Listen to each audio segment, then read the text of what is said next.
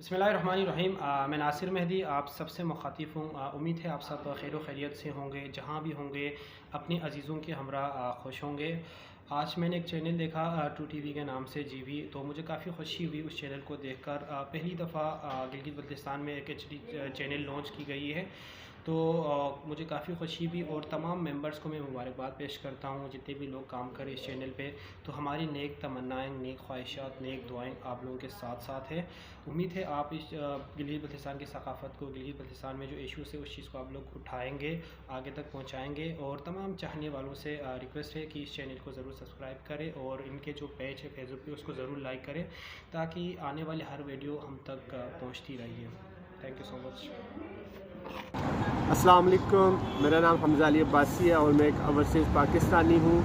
मैं GBHD true news को नया चैनल बनाने पर मुबारकबाद पेश करता हूँ और उम्मीद करता हूँ कि ये चैनल इंशाल्लाह कामयाबी और तरक्की का सफ़र तय करेगा और ये इलाके के लोगों की रहनुमाई करेगा।